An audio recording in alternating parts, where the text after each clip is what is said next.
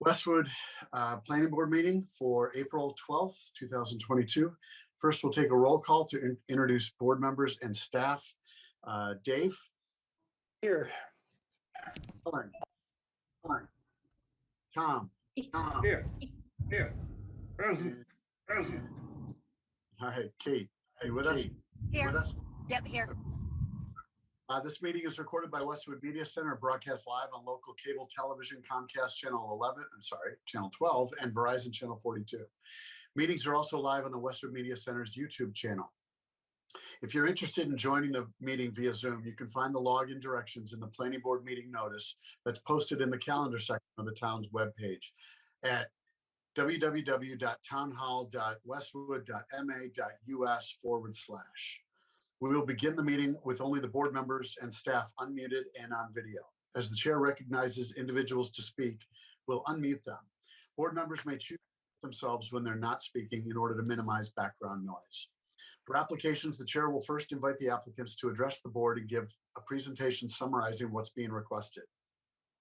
Board members receive the application materials prior to the meeting and will have reviewed them. Board members may ask questions during and following the presentation. Staff and outside experts will provide comments to the board. If the issue includes a public hearing, the board will then proceed to the public comment portion of the public hearing and will restate the instructions. In this remote meeting format, residents and guests may participate in several ways. Attendees should raise their hand and wait to be unmuted and recognized to speak over the Zoom meeting application or from a telephone dial-up. We will be able to hear you but not see you. Additionally, comments may be submitted by email or regular mail prior to the meeting. When we come to that part of the meeting, I will remind everyone of the process. Following the public comment portion, the board will deliberate and make a decision or continue the hearing to a specific future date. All remote meetings require that votes be taken by roll call. When a motion and a second has been made, the chair will ask if there's any further discussion before proceeding to a roll call vote, and will then restate the results of the votes. Nora, do we have any changes to tonight's agenda? We have one change. You have an approval. Actually, it's not changed. We'll take it up when it comes to that. We'll leave the items in the order that they're listed. Okay. So first up, we have Station Drive Master Plan modification. All right. I am promoting the applicants and our peer review consultants to be panelists.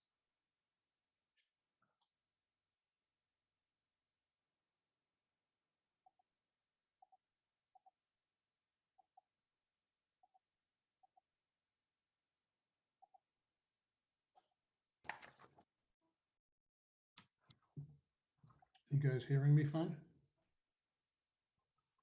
I can hear you. And it looks like everybody's in. Do you need Paul Oliveira as well? Or JJ Singh? Are you not seeing? I was expecting both, Nora. Yep, I see them. I see them. Okay. So you think we have everyone? And John, sorry. One more. John McGinn. I don't know if Claudia was joining tonight. I think that's everyone. Good. I can start if we're ready. Sure. Thank you.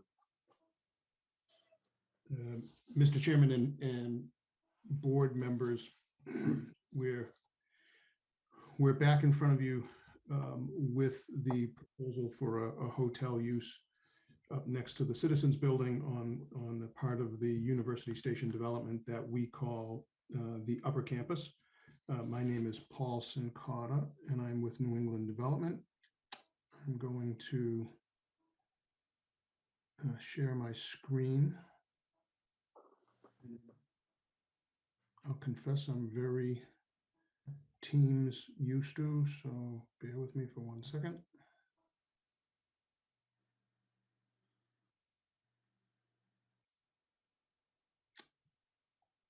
And does it look like we have? Yes, we can see it. Yes, see your screen. Great. So just to sort of refresh memories from our initial presentation of this proposal, again, it's it's a hotel use that is proposed up behind Target and Wegmans. Tonight, helping me with the presentation is both Nate Chio from Tetra Tech and John McGinn with Chamberlain Architects. Paul Oliveira and JJ Singh are with the hotel development team, and Tim Sullivan with Goulston is also with us this evening. Just to quickly refresh memories on how University Station came to be. It exists as an overlay district known as the University Ave Mixed Use District. It was voted in the town meeting of 2013. There's a master development plan that's associated with the overlay district. And the master development plan calls out a number of different uses and identifies where they fall on the site. And in this particular instance, the upper campus was identified as an office use in the original master development plan. Tonight, we're here with a special permit application proposing to amend the master development plan to substitute one of the office uses for a hotel. The next slide that I'll show you is the current master development plan, which represents the most recent amendment to it, which was the most recent amendment was implemented when the Citizens Building was developed. So the salmon color long rectangle up behind Target and Wegmans is the upper campus area. And back in the citizens approval, the master plan was amended to include just 2 office buildings. And so the site that we're contemplating is on the right side of the upper campus, which is the north end of the upper campus. The citizens building, as everyone will probably recognize, is in this location and was completed about 1.5 years ago. So the special permit application that's before the board is again proposing to substitute a hotel for one of the office buildings, the office building to the north of the Citizens Building. It's changing a use from office to hotel, and it's also increasing from the original master plan approval, the total number of hotel rooms that was initially approved as 160 rooms, and increasing that to 270 rooms. And so what was part of the special permit application that was in your packages, the new amended master development plan, should it be approved, would have citizens in the same location, and then the northern end again of that upper campus would have a hotel footprint that's not too different from the office footprint that was approved along with the Citizens project a couple of years ago. And also in the special permit application is a bit of a more detailed layout showing the Citizens Building, which is centered on that space between Target and Wegmans down on the lower level, and then the hotel up on the northern end. Just to sort of recap what was approved with the master plan, or what the components of the master plan were as compared to where the project stands today. So the left-hand column, all of those numbers there represent the various uses that were part of the original master plan approval. The uses were retail, office, residential, hotel, and assisted living. And in terms of square footage, they totaled nearly 2 million square feet. Today, without the proposal that's in front of the board right now, without this proposed hotel, and with one remaining development parcel next to the Makita Financial Building down on University Ave, there is about 1.5 million square feet that exists today. So the 680,000 is the shopping center with the Lifetime Fitness, 3 office buildings, the 2 residential projects, the Gables and the Pulte condominiums, the Courtyard Hotel, and then the Bridges Assisted Living.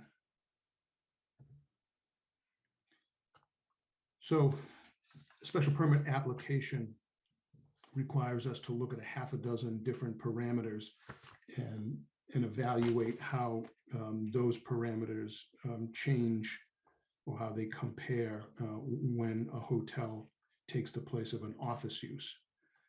So we'll just quickly run through those social, economic, and community needs.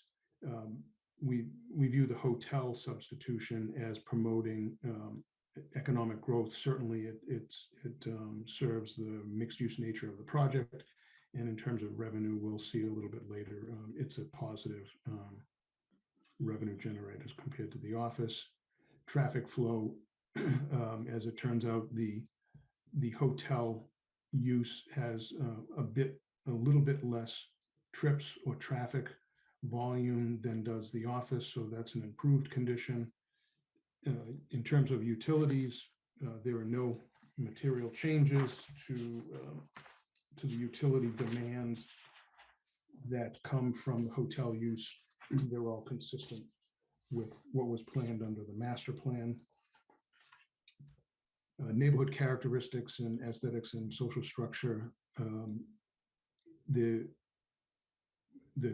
office use in the development area A being substituted by a hotel is consistent and is certainly not a negative impact on any of those aspects there. No material changes on the natural environment. It's essentially the same development footprint, same amount of impervious and such between the office and the hotel. And then the potential fiscal impacts, as I mentioned before, it's a net positive in tax revenues that the town will see over the office use. There was a study that was filed as part of the special permit application. RKG weighed in with some comments, and I think I saw that Larry was on again this week and can answer any questions relative to the fiscal impact study that demonstrated that there'll be a slightly more positive revenues to the town with the hotel use.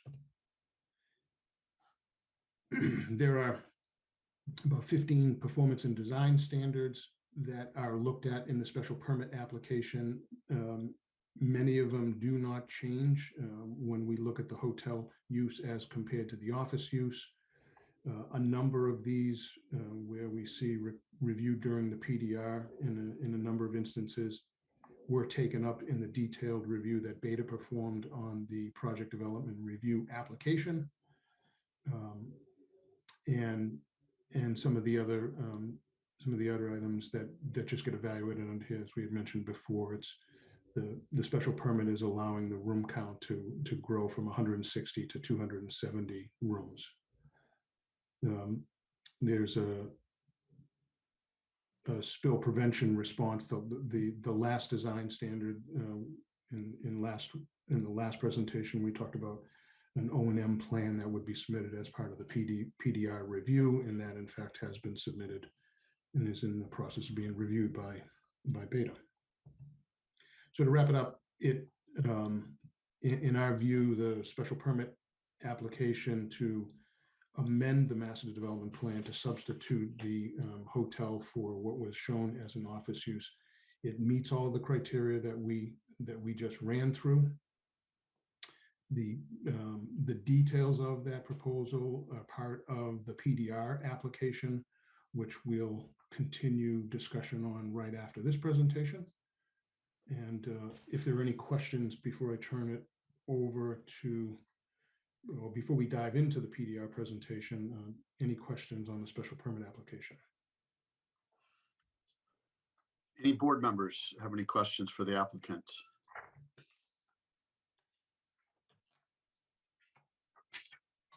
Okay. Seeing and hearing none, I guess we'll get started on the PDR. So Nate is going to speak to the PDR application first. And just as a reminder, at the last meeting, Beta had provided peer review comments that were received before the last presentation before the board. And in the past 3 weeks, the team has worked together with Beta as well as Mike Sinesi on both site design and architectural design peer review comments to bring those to a resolve. What we proposed to do is have Nate just, Nate, I'm going to stop sharing my screen, by the way, so you can pull up your presentation unless you want me to. But Nate was going to run through the key changes that were made to the site design in response to both the board comments from the prior meeting as well as the Beta review comments. There are many of them that are very, very detailed in nature. Plans were modified to be consistent with the responses to those comments. But again, we thought we would pick out the more predominant comments, and then John McGinn will do the same as it relates to the design peer review. Okay. Thank you, Paul. Again, Nate Shield with Tetra Tech, civil engineer for the project. I trust everybody can see my screen. Yes. As Paul mentioned, we've made a few modifications to our site layout plan in response to the Beta comments and what we've heard. First, I wanted to point out that we relocated the transformer. You may recall that the transformer was previously located near the front of the building. We moved that to the back of the site as suggested by Beta. One of the other things that we've done is we heard the question about provisions for Uber, Lyft services, or maybe food deliveries. We've taken these 2 parking spaces here at the front of the building, and we're going to designate those as short-term parking spaces. So somebody can come in, park for 10 to 15 minutes, pick up or drop off. We've also identified where we plan to provide some electric vehicle charging stations. We're currently going to propose 4 charging spaces along this side of the building. And in addition to those 4 spaces that will be, they'll have the chargers when the hotel opens, we've designated another 6 spaces as future EV charging spaces. And those are located over here just opposite of the 4 that'll go in. We've also gone through and identified on the landscape plan primarily some of the outdoor furnishings, such as a bike rack back in this location, outdoor seating in some of these various outdoor areas. And we've also revised some of the plant materials as suggested by Beta, swapped out some species for plants that Beta thought might be a little bit more appropriate.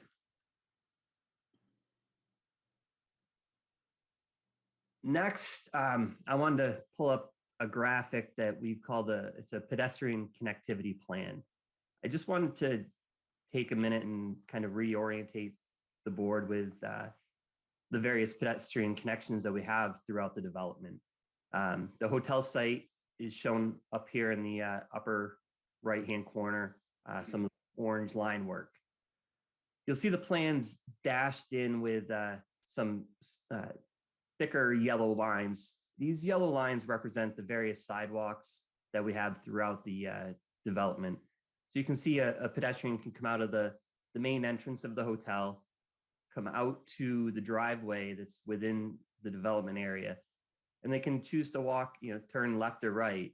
If they head to the south, they can follow this path to the front door of the Citizens building. If Citizens employee or visitor happens to be staying at the hotel, that's about a 500-foot walk for an individual to get there. If the hotel guest comes out and heads towards Station Drive, you'll see Station Drive has sidewalks on both sides of the roadway. And one kind of key connection that may not always be obvious is that there's a pedestrian connection that runs along the Gables building. It actually allows pedestrians to come in through their property and get into the parking lot that's next to the home goods store. And then from that point, they can walk throughout the retail area, walk over to Starbucks, Wegmans, Target, whatever they choose. The sidewalks along Station Drive also connect into the Gateway Park and connect into University Ave. So a pedestrian that gets over into this area can choose to walk in through the park and go over towards a train station or just enjoy the park, or they can cross University Ave and come into the village area and utilize, there's another linear park in the village, visit the restaurants that are over there, or maybe visit somebody that's in a different hotel. And then the last plan that I wanted to share, there was a question the other night about somebody coming from the south and being able to find the hotel. So we've proposed to provide a directional sign along Harvard Street prior to the intersection with Station Drive and then Starway. Just a simple directional sign that directs folks to the Hilton Home 2 by keeping to the right.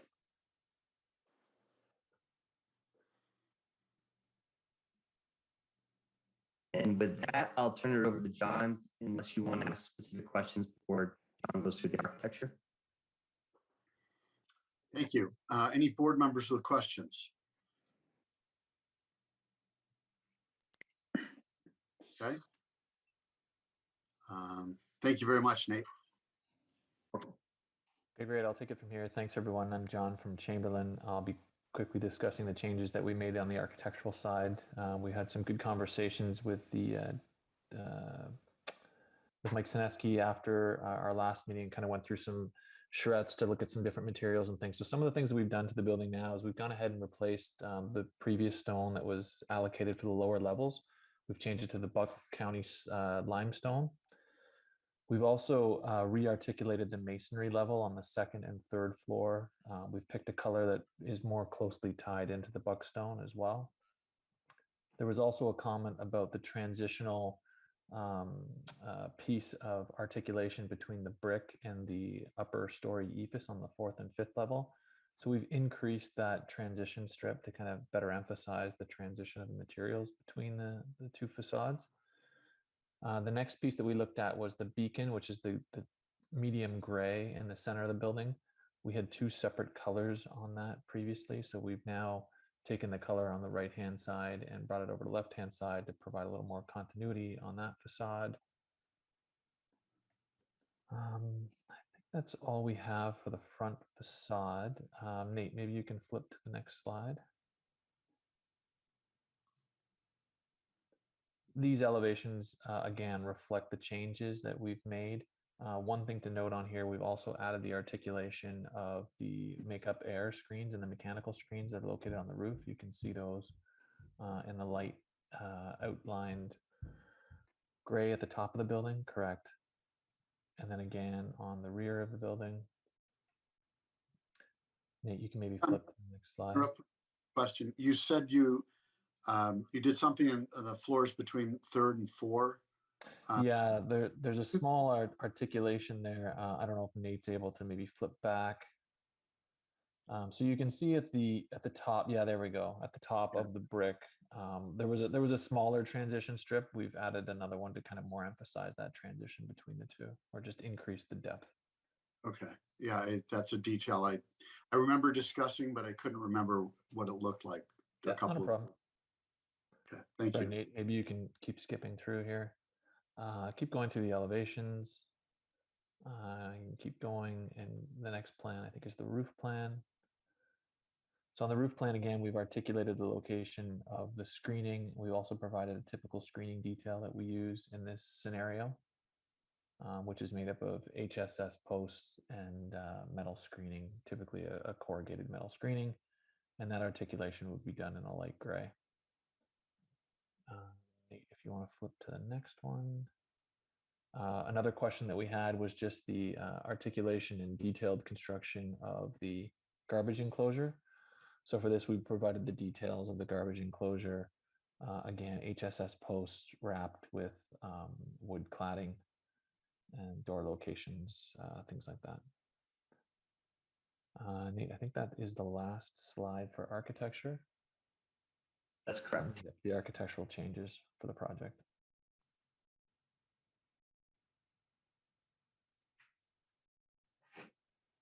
Okay. Any questions for John from board members?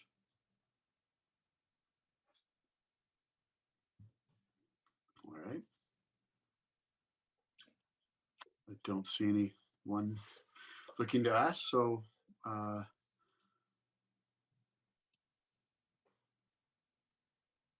is that it? Should we have more to go through? Paul? Mr. Chair, in terms of our presentation, that's it. I Okay. know that Merrick normally runs through his peer review comments and maybe can speak to Sure. more. Yeah. of the Want to make details. sure you had gone through everything you wanted to go through. Okay, so then we'll turn it over to Merrick from Beta Group. Okay, thank you. Merrick Turner with Beta Group, peer reviewer. I'm here with Mike Sinessi tonight. As I think was mentioned clearly in the proceeding, since the last meeting, the applicant has submitted a series of review comments, a series of updated plans. We've had opportunity to meet with them on a couple of occasions in terms of the architecture and the site work. And we issued an updated letter, April 8th, 2022 to the board. And in that letter, the responses to our original comments are included, and along with an updated status indicated in bold. So each of the comments has a response and an updated status. And if you take a look at that letter, I think you'll see that the applicant's been very responsive in many instances. They've taken the comment that we noted and incorporated that. Where they did not, they came up with a response which we found agreeable. There are pretty much most of the comments we see as being resolved. I think there are 3 items that we would highlight to the board at this point, and obviously we can come back to any other issues that the board may like to discuss. But I think there are 3 comments in our memorandum. On the top of page 6, comment V5, which relates to the transformer. As Nate had noted, the transformer was moved back into the site, which we certainly agree with. In the response to us, the applicant did note that there was some outstanding coordination that they needed to complete with Eversource relative to that relocation. In discussion with the applicant and in discussion with town planners, we are recommending that in the event the board reaches the conclusion to make a decision tonight, that there might be a condition necessary there, so that if that coordination with Eversource causes some other issue that adjusts the location of the transformer, shown that they should come back to the building department as an administrative action, just to make sure that a revised solution was still acceptable. We don't anticipate that would happen, but in the event that it does, it just requires that little administrative step to ensure the transformer is properly screened and in accordance with the regs. The second comment that we would highlight is... Can I interrupt you for just 1 second? Is it possible we could get your letter up on the screen as a shared item? Nora, do you have a copy of that? I can follow, yeah. Then we can follow it along on our own computer. But right now, I'm just going to be looking at this of the hotel. I'd like to, I know your letter was quite lengthy, so I just wanted to make sure. Let me just find that, and let me see if I can share that with everyone.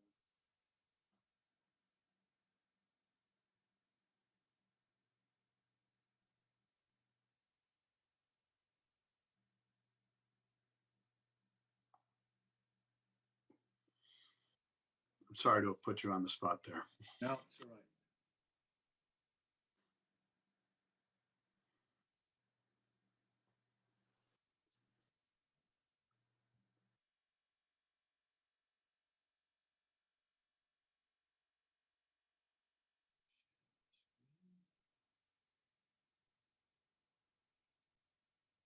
seeing that? Yes. Thank you. Okay, yes, the first comment was, just to recap that one, V5, locating the transformer further back into the site is suggested. Currently, the transformer is in direct view of the incoming traffic. At a minimum, we recommend screening be added on the easterly side. That's if it were to remain. And the development team responded, transformer will be relocated to the rear of the site, which was as Nate showed earlier in their drawings, provided it's acceptable to Eversource. So that was the gist of the comment and our response. We feel that that's a resolve. We like it at the back. We hope that it stays there. In the event that there's a future issue, then the applicant should just recheck in with the town through the building department. Next comment was at the bottom of page 10.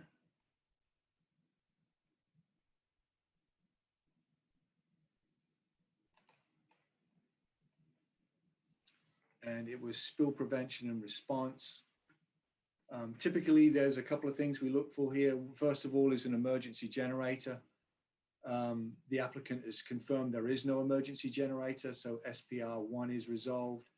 On SPR 2, typically a draft O&M plan is submitted along with the application, and there's a fairly standard form to the O&M plan, which the applicant has taken and edited out to be more fitting with the hotel use. We see the hotel as being a low risk site development relative to O&M activities, particularly the most sensitive one being any kind of spill response type activity. The general materials handling and so forth of chemicals associated with the pool is noted in the O&M plan, and as a first draft, we think it's certainly satisfactory and certainly consistent with the Courtyard hotel O&M plan, for example, elsewhere in the development.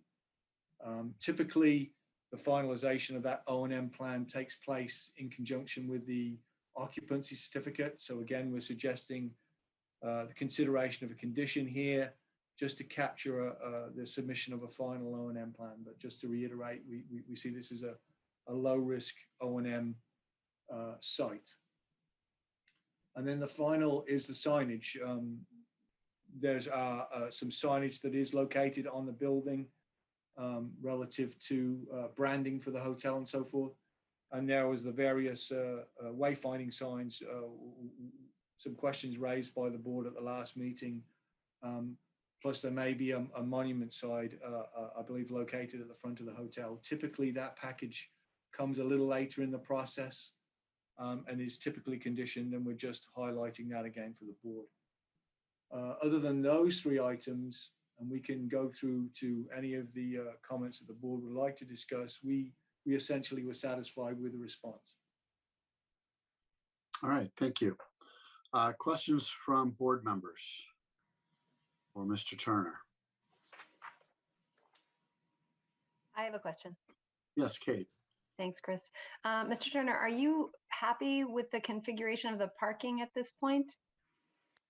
Yeah, we think so. We like the responsiveness in terms of the locations of the pickup and drop off, and obviously the accommodation for electrical vehicles now and in the future. And the general count is also satisfactory. I know there were some questions relative to just access through the parking lot. We are okay with that. Typically, that is how the development has been working in the past, and we're certainly not aware of any issues relative to that. And as was pointed out earlier, from the site to the actual driveway and from the driveway to the various street network, there is quite a good connectivity. Thank you. Merrick, I had a question. That signage that was the wayfinding sign that was addressed specifically. Can you tell me the nature of that sign? Is it in keeping with the other signage around the project, Or is it a special one-off sign? Is it illuminated? We have not seen a specific detail for that sign. However, I would expect that it would be consistent in terms of the other signage throughout the site. I think there's a second sign that was noted at the prior hearing, which is more of a monument type sign, which would be placed at the, there's an existing sign at Harvard Street and University Ave, and I understand that there's space on that location for signing for the hotel as well, which would obviously be in keeping with the hotel development at all. But we have not seen a detail on the sign that was noted on just close to Station Drive. I'd have to defer to the applicant on that for their specific details. Mr. Chairman, if I could add to that. Sure, thanks. Nate, I don't know if it's worth trying to bring a plan up. Maybe it would be the pedestrian connectivity plan, but there are two existing monument signs where hotel sign panels will be added to them. One is at the bottom of Station Drive, where Station Drive and University Ave intersect. And then the other one is at the Harvard Street and University Ave intersection. Those two existing monument signs will have hotel panels on them. What we had talked about in the last meeting is that when you're coming up, what was pointed out was when you're coming up from the Harvard Street side, heading towards the hotel, there's a monument sign that's just dedicated to citizens. And when you pass that citizens dedicated monument sign, we identified the need for a second, or for the need for a directional sign. So if we go back using this graphic, Nate, maybe at right, Harvard and University Ave, that existing sign will have a hotel panel on it. When you travel up Harvard Street, and you go through those two bends before you get to the intersection on the right-hand side, that directional sign, because it's in the right-of-way, will be a traditional traffic, sort of a standard traffic type directional sign. It won't be illuminated. It won't have a stone. It won't be in the branding of the university station signs. And again, it's just simply placed on the edge of the road. So there's it's more of a traffic directional sign than it is a branded university station sign.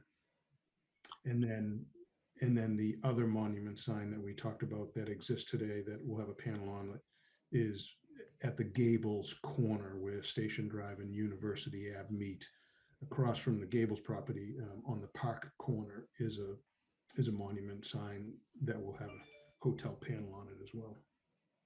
Isn't there a monument sign at the entrance to Citizens off Station Drive?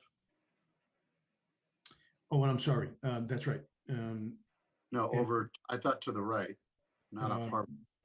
I thought there was one there. Nope, you're absolutely right. And there is a shared monument sign there where Citizens is on that monument sign today. And there's a panel for the hotel. Okay. So 3 monument signs and 1 directional sign for the Yes. hotel. Yes. Okay. Thank you. Any other questions from board members about topics brought up by either Beta or the applicant? Mr. Chairman, we also have Larry Craner, your peer review consultant from RKG, to discuss fiscal aspects of the project. If you'd like to have Larry speak. Sure. We did hear before, right? A couple weeks ago. We did, but that was not an official public hearing. So that was a public meeting. This is the for- scheduled public hearing. So we really should take all the agree. testimony and fill the record. I agree. Why don't we hear from him now? Thank you. This is Larry Craner with RKG Associates. And Evening. we were brought on board to complete a peer review of the fiscal impact analysis that was submitted on behalf of the applicant and completed by Fugere Planning and Development. And that was dated February 17, 2022. And essentially, our task was to read through that analysis and determine whether or not we were comfortable, I guess, for lack of a better word, with the assumptions and the inputs that went into that analysis. And in total, we are the valuation of the property, the tax rates that were used were all vetted in conversations by RKG with the assessor, John Curran, and he concurred. And we agree that the valuation and the taxes are all positive. The only exception that we note is that in that analysis, the analysis concluded that the hotel property would have a net annual fiscal benefit positive of about $437,200. And they indicated that this would be approximately $163,000 more than would have been realized from an office use. Now, while that's a true statement, I caution that in that $437,200, the applicant has included both real property tax and personal property tax, which, yes, both will be paid. But when comparing it to the $163,000 for the office, that was only stating real property tax.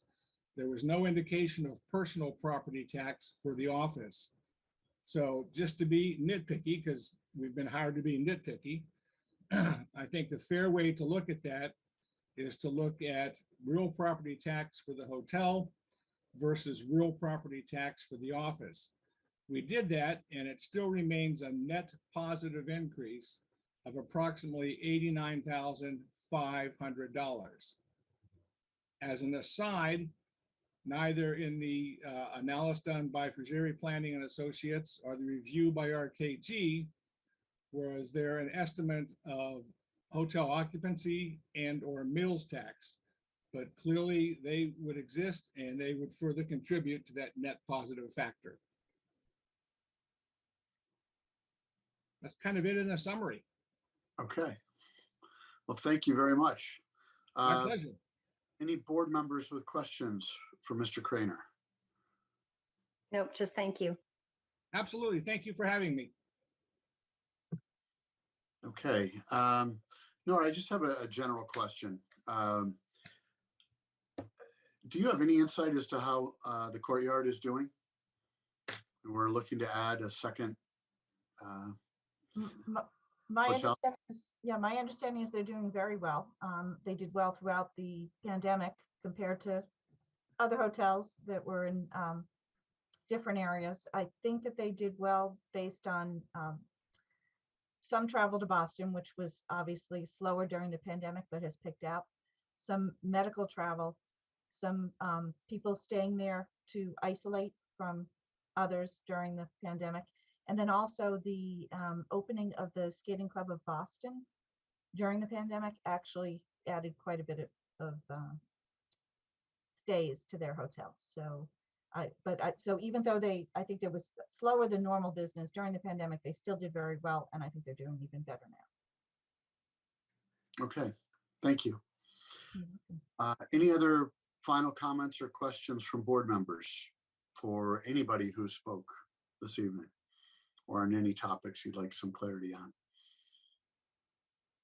Yeah, Chris, I'll jump in. I feel like we haven't said much here because we don't have a lot of questions, but I just wanted to thank the applicant especially for responding to some of the things that were raised at the last meeting, and showing that pedestrian pathways and the sort of the circulation plan. I like to see that as a part of every project review. It's helpful just to think about how that's going to be handled and see that.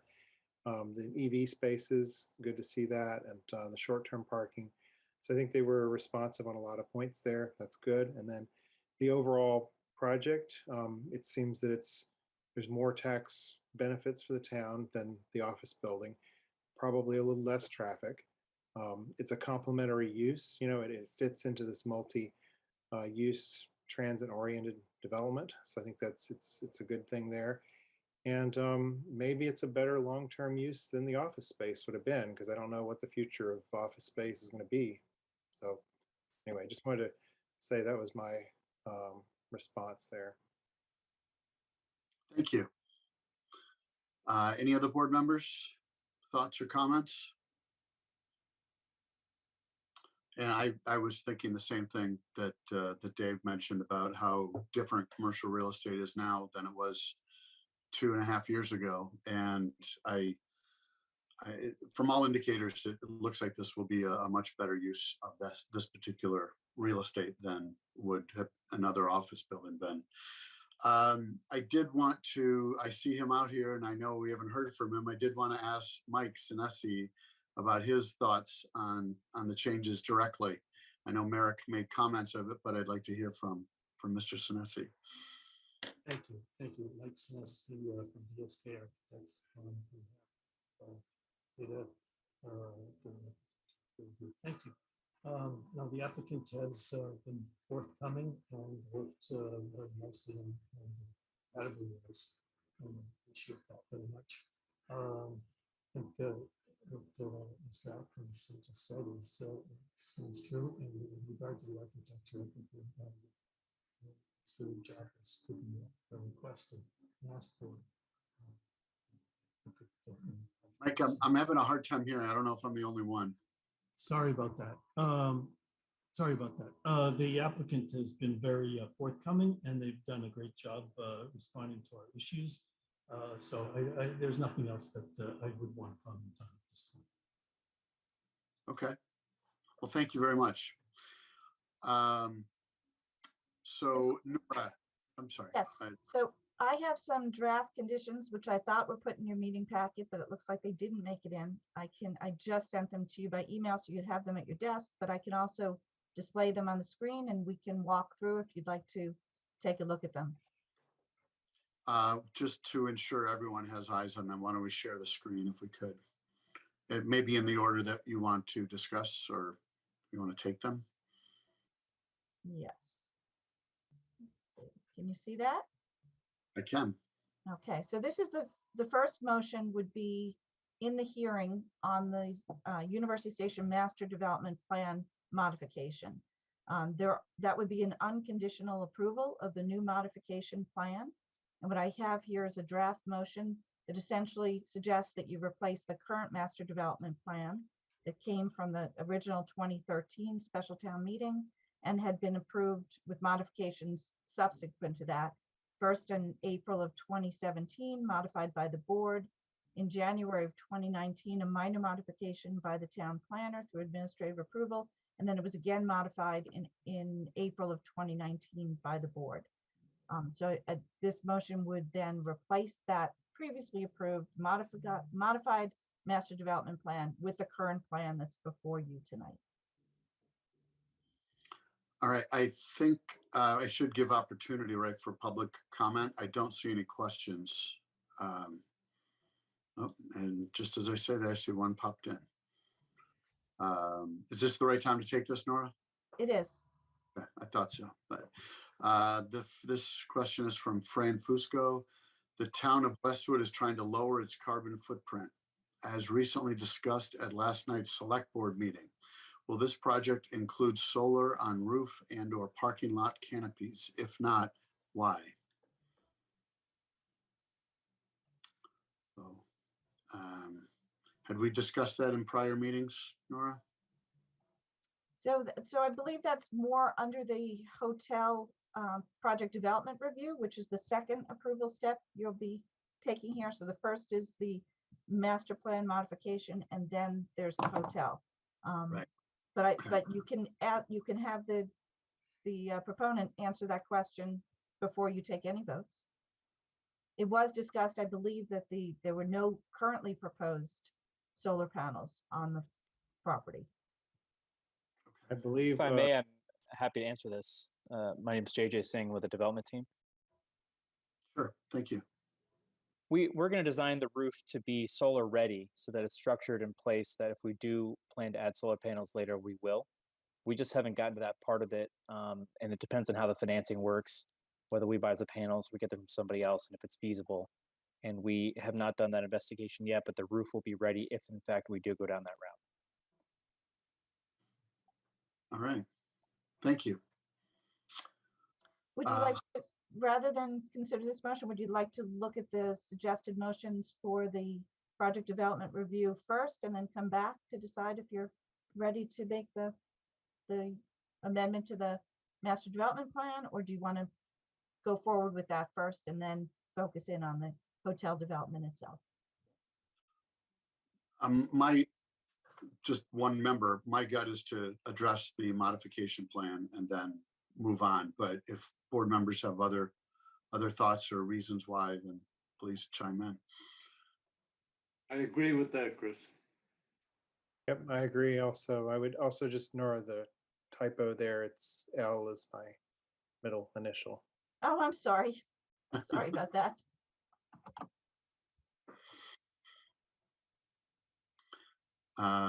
Okay, any other thoughts to the contrary of handling the modification request? Okay, I don't see anybody. So at this point, I guess we'll entertain a motion to accept the modifications to the master development plan. I would move that the planning board grant a special permit for the modification of the University Station Master Development Plan modifications to replace the current Master Development Plan, which was originally approved pursuant to Article 1 of the May 6, 2013 special town meeting, subsequently modified by vote of the planning board on April 11th, 2017, further modified by administrative approval on January 24th, 2019. And let me get, and further modified by vote of the planning board on April 23rd, 2019, with a new MDP titled University Avenue Mixed Use District Modified Master Development Plan, prepared by Tetra Tech, dated December 11th, 2012, and revised through February 17th, 2022, sheet capital C-101. Second. Thank you, Ava. And a second. Any further discussion? Okay, we'll do a roll call vote. Tom. Aye. Kate. Aye. Ellen. Aye. Dave. Aye. And I vote aye as well. So let's move on to the PDR, if we may. So this one is quite a bit longer. It has some standard conditions as well as the 3 conditions that were suggested to you by Merrick Turner of Beta. So the first is it's just condition here. The project shall be. We're still looking at the old one. Oh, I'm sorry. That's okay. Sorry about that. Let me try again.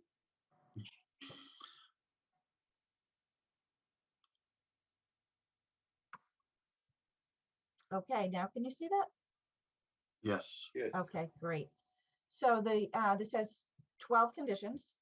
Some of them are just your standard conditions, such as the first one, the project shall be constructed in full conformity with the application and all submitted plans and materials. The applicant shall pursue completion of the project with reasonable diligence and continuity.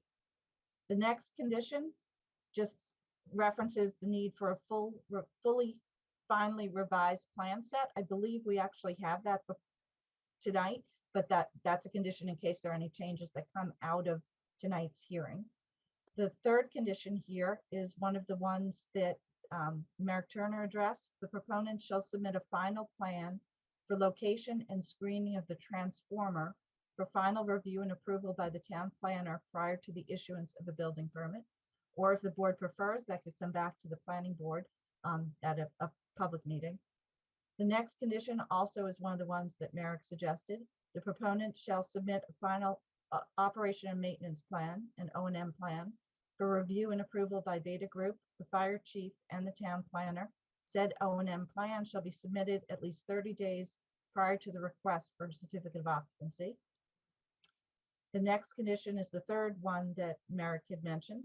The proponent shall submit a final signage plan in conformance with the requirements of section 9.7.10 for review and approval by the town planner prior to application for a building permit for such signage. The building shall have signage that prominently displays the building address for ease of emergency response.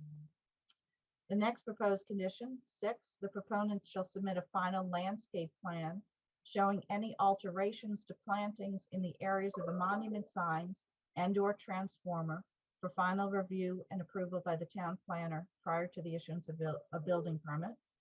And then the last conditions are all standard conditions.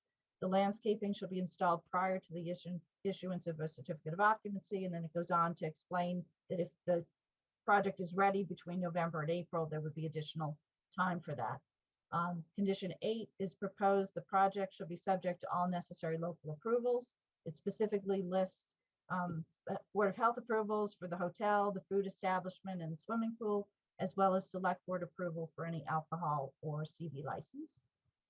The next, number 9, a final as-built plan must be submitted as is required on any project in PDF and AutoCAD format.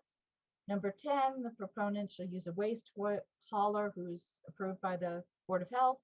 Number 11, the proponent shall provide portable toilet facilities, also approved by the Board of Health.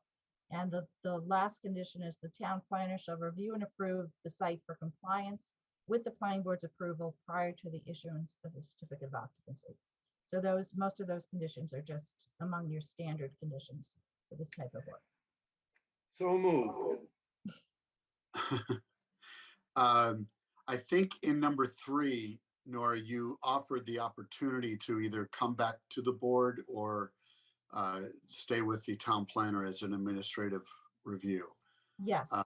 I'd like to just be clear. I know it's written as that, but I would agree as it's written, it should go back to the town planner and not come back before this board. I don't know how other people feel about that, but I just wanted to be clear on the conditions on that particular one. And that one was referring to if the transformer is not able to stay in the back the way it's designed right now, if for some reason has to move to closer to the front of the building. I know the board had discussed this at its last meeting session and thought that additional screening was necessary. So if you're comfortable with the town planner doing that review, if and when that situation arises, we can go with that. And if members would prefer the board, we can go with that. So whichever you'd like, I'll type in there. Does anyone oppose what's typed in there? I guess it stays with the town planner's office for review. I do not. Okay, I don't see anyone stating otherwise, so we'll keep number 3 as written on the conditions page. And we did have a motion from Mr. McCusker. Second. Then I interjected, and now we have a second. So do we have any further discussion on the conditions and the motion to approve the project development review? I do have a thought, Chris. Sure. I was wondering if we could include a condition related to the solar.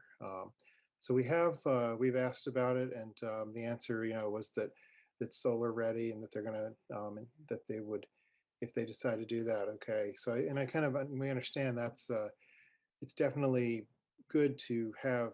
It's better to have it solar ready because we've had a lot of buildings where it's too late and nothing happens. But I wonder if we could have a condition that where they will agree to make reasonable efforts to install solar or to report back to us as to why it's not feasible. I think it's actually likely to be very feasible, and Target has all those solar panels on their place. So if I don't want to, I feel like at this point in the game, it's kind of, it would be unfair to like impose a sudden new condition that's never been done before, but we could at least, they've said they would like to do this. Let's ask them to take reasonable efforts, all reasonable efforts to do this, to install rooftop solar and consider solar canopies. And then if it's not financially feasible, report back to us so that we will have that information, you know, as we look at other applications in the future, because I'd like to see if this is something that could be encouraged. And so this might be a way to start that. Nora, could you comment on, is that an appropriate or applicable, something we could condition in this? Oh, drafting condition, I think, is capturing what Dave said as condition 2, but tell me if you need anything different. What I have so far is the hotel building shall be designed as a solar-ready facility, and the proponent shall make reasonable efforts to install rooftop solar and/or solar canopies, and shall report back to the planning board if such is not feasible. Is there a time frame to include in that? Or is it open-ended? Report back to the planning board within 2 years if such is not feasible. Okay, 24 months of today or COO? How about Board. 2 years from the issuance of the certificate of occupancy? Okay, I'm fine with that. I'm fine with that. Are other board members?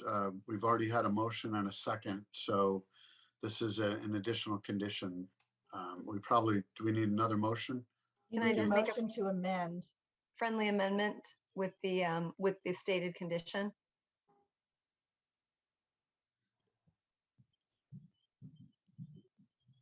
You Second. need a second. Yep, You- so Somebody to- second or Mr. Sincata, as the applicant, are you okay with this condition? We're comfortable with it. Okay. Yep. Okay, so we have a motion and a second. We had further discussion. I think we're ready for a vote on this unless there's additional conditions board members would like to add. Hearing none, and I don't believe we have any public comments. I don't see any. No hands raised. No. Okay, we'll take a roll call vote. Kate, Aye.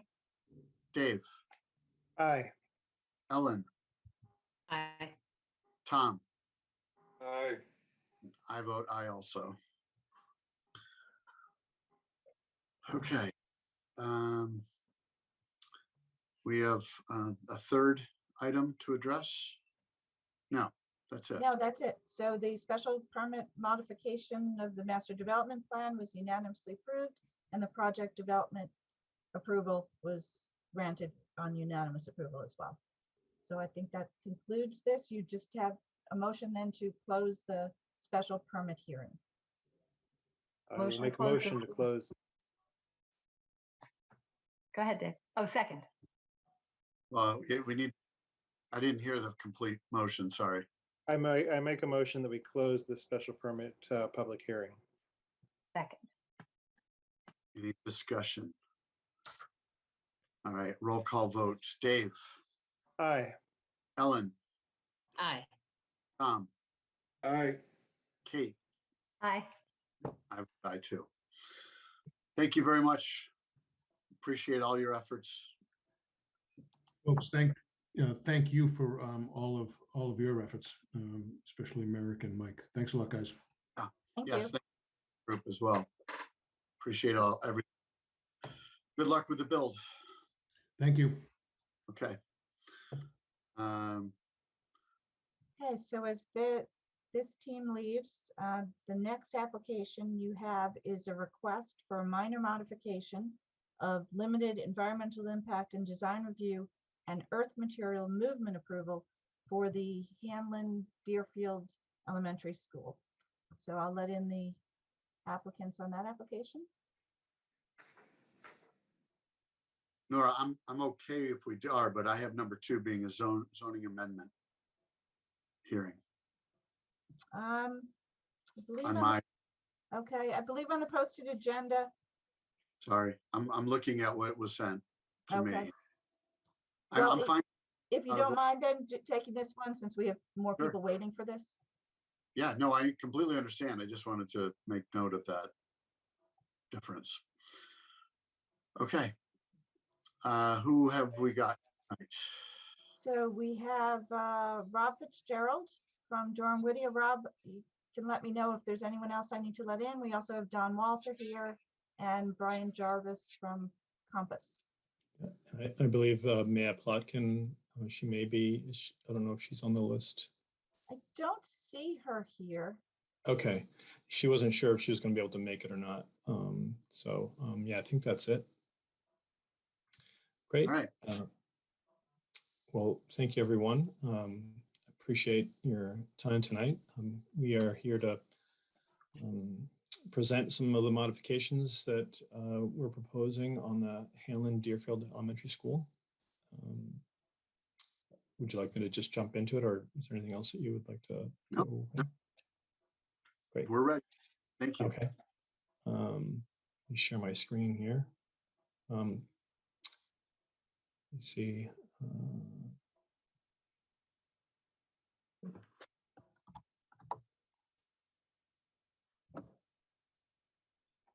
All right, can everybody see that? Yes. Okay.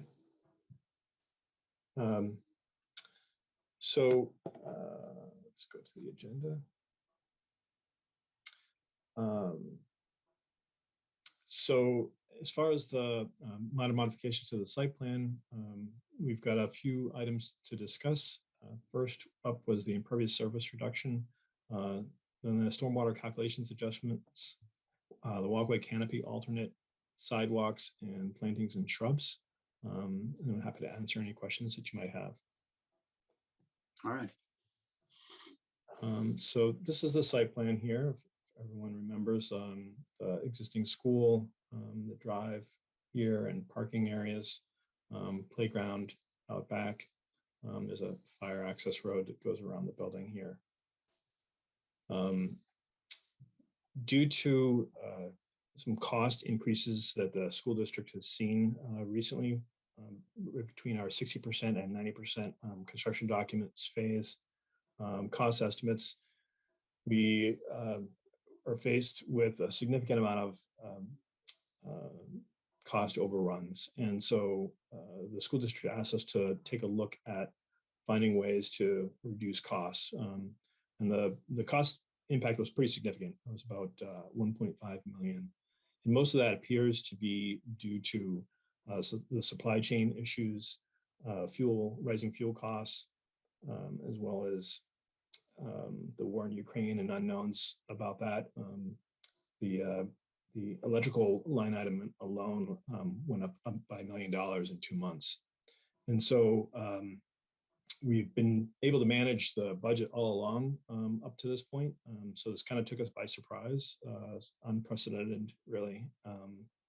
And so we've been scrambling to look, and so the items that I'm presenting to you tonight really are part of a longer list, a much larger list of items that the school district is undertaking to make sure that there's enough of a buffer going into the bid date. And so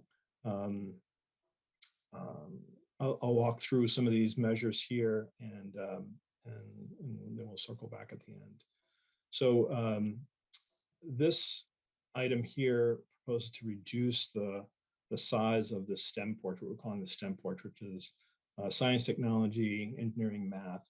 There's an art room here, library, and the STEM lab. The idea is that this would be used as an outdoor classroom.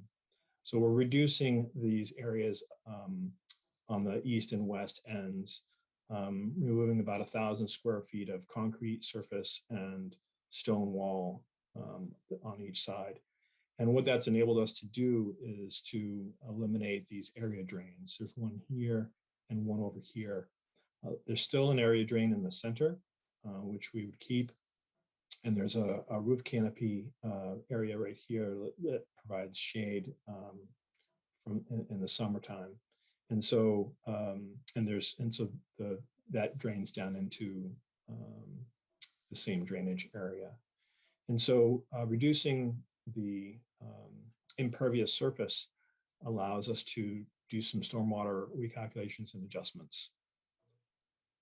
The other piece that's related to this is there's an outdoor classroom area that was just stone dust and in this paved semicircle area here. And by removing that and changing that over to lawn, that also is part of that impervious surface reduction. And then this is overview letter from our civil engineers, niche engineering. Steve Tresco was, I think he was going to be on here tonight, but looks like he might have not been able to make it. But it's pretty straightforward. This is in their review memo, which was submitted and I believe beta reviewed this information. And really what it's doing is reducing the stormwater chambers down in this section right here. So as you can see, this is the revised area of the site plan. And here's kind of a blow up of that. So you can see there's one area drain now, and that leads over to these chambers. And so we were able to reduce a couple of these chambers, these underground stormwater chambers as a result of that reduced impervious. The next item is the walkway canopy. This we've been planning for quite a while as an integral part of the project. However, it's a freestanding element, and it's an opportunity for the school district to put that as an alternate to the project. And that way, you know, if the bids come in good, the school district can accept that alternate and incorporate into that project. And if not, you know, it's a freestanding structure. If there's an opportunity later on towards the end of the project to add it back in, that can certainly be done, and it's not really affecting anything else in the building. The next item was looking at sidewalks. There's quite a bit of concrete sidewalks on the project, starting down here on Gay Street, extending up, you know, all the way up into the building, and then all along Gay Street as well. Initially, the school district looked at the possibility of changing this concrete sidewalk to asphalt, since the rest of Gay Street has asphalt on it already. But later on, after some discussion, and there was some review comments from DPW that really strongly recommended to keep that as concrete, and as well as the granite curbing. We had looked at making that into precast concrete, and the school district, you know, thought about it and decided that we would look for other ways to save money, which we were able to find. And so the granite on the entire project is still in. The concrete along Gay Street the sidewalk is still in. The one section that we are still proposing to change to asphalt is these areas in yellow.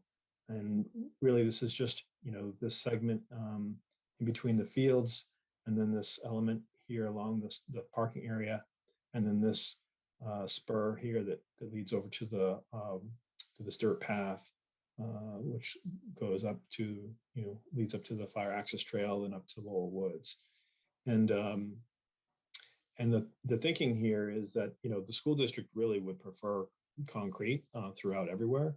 You know, they know, and that was their request from the beginning, that the concrete is a much more durable and longer lasting material and product.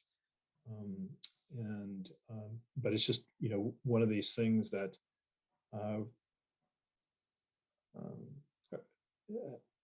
they've been trying to find ways to save money. And this area of the project is the last to be constructed, especially this whole section right here, because the existing school is right here. And so the intention by the school district is that, if through the course of the project, there is contingency money still left over, that their intention is to convert this back to concrete sidewalk. That, as I said, that is their preference and their desire. It's just a cost savings right up front in order to have a little buffer on bid day. The next item is on the back sides on the north and west side of the building, north and west of the fire access road. There are some plantings in the dark shaded here that you can see. All the dark shaded plantings are under the base bid, and all the light or the white shaded trees and plantings are an alternate. And the intention here is that these plantings are all on the kind of the woods side of the project. And we're not touching or doing anything with any of the plantings around the building. But they felt that since it is towards the wooded side of the building, that just having some wildlife seed mix in there would be adequate. And so they've asked us to eliminate those plantings from the base bid.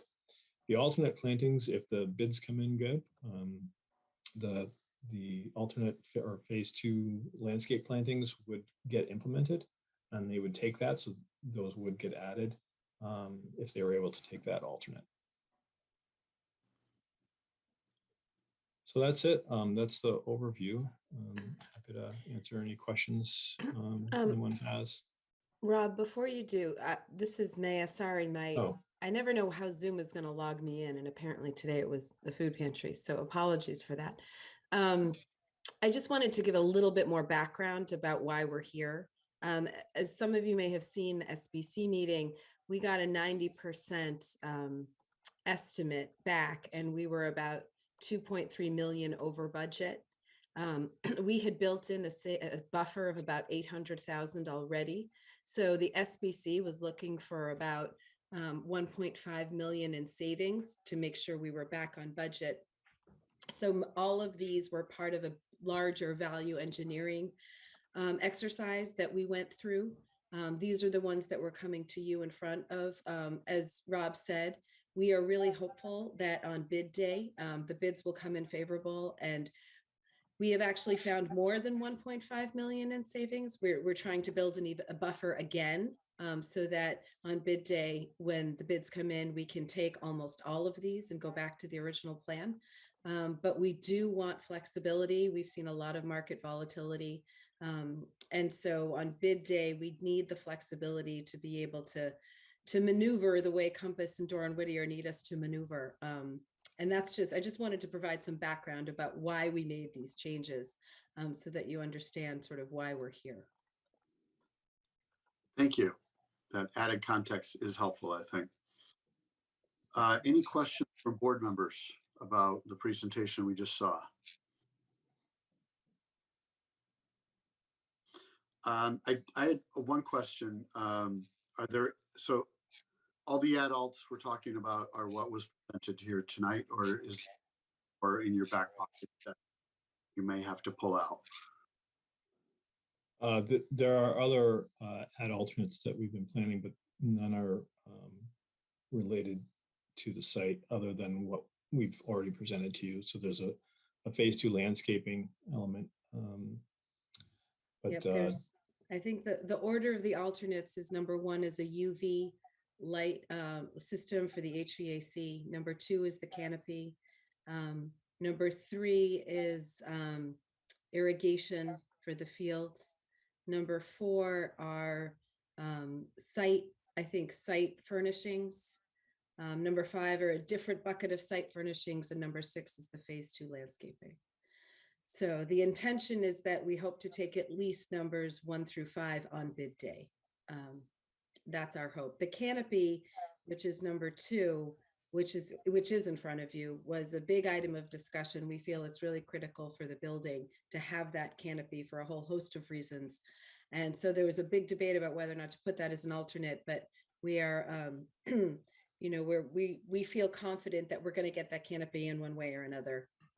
And again, are looking for flexibility on bid day. So. So you listed them in a priority level.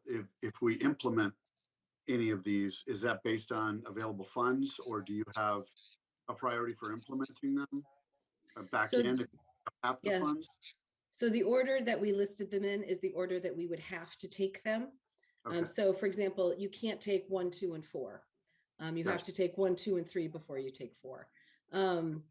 So that's why it was important how we ranked them. And yes, the idea is that whatever funds we have at the end of the day, we will take them. And some of them, for example, the phase 2 landscaping, we don't need to take that on bid day, right? We can come to the end of the project and say, hey, you know what? We actually haven't used up all our contingency. We're at the end of the project. We have enough to take that phase 2 alternate now. But some of them, you know, we're going to take as many as we can on bid day. And then the idea is that, as Rob said with the canopy, these are things that are easily sort of separated from the project and can easily be put back in. The UV system is number 1 because that actually you need to do now. You can't sort of add that later, but everything else is either something that is separate, like the canopy, or furnishings, site furnishings like picnic benches, things like that, that you can add as you move through the project and manage your budget. Okay, thanks. I noticed everything made sense to me, but I saw 2 yellow squares in the baseball field, and I wasn't sure what that was.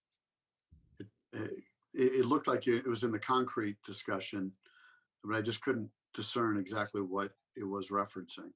I can show that here. So I think you're talking about these here, right? Correct. Yeah, so this is just directly underneath where there's planned to be aluminum bleacher seating. Okay. Oh, so it's the pad that they would sit upon? Right. Okay. And so that'll be asphalt now instead of concrete, is the right and right. moving forward. Okay. All right. Thank you. I just didn't know what that was. Yep. Okay. Any other questions from board members? Yes, Ellen. More of a comment. I like the change to the stem porch, that it's reducing the amount of impervious surface and therefore reducing the need for extra stormwater drainage, because there would be slightly less of a stormwater concern. But I know that wasn't the original plan, but I actually think that's a positive change, that we're getting a little bit more green back and a little less concrete. So I just wanted to nod to that. I think if you have to save costs somewhere, that's a really positive way to save some costs. Yeah, we're happy with it too. Kind of a blessing in disguise. Any other comments or questions from board members? All right, I don't see any, nor am I correct in not seeing any hands raised or Q&As? I did not. Oh, the Yes, Q&A there's just, one Q&A. I just got it. Question from Fran Fusco. It's unfortunate many of the aesthetics of this project have been taken out. So it's not really a question, more of a comment. Mr. Chairman, you have a peer review report from Phil Paradis at Beta. Would you like me to put that up on the screen? Absolutely, please. Thank you.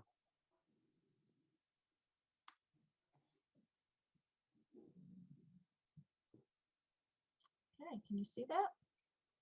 You can. So Phil reviewed this quickly, and his response was essentially that the changes to the plans, the proposed modifications, are not don't significantly change any of the project. The stormwater still works well. He has asked for a clarification. Please clarify that the location of the subsurface infiltration system C7 and provide schematic of its revised layout. So if the board is considering approving this, we could make that a condition of the approval.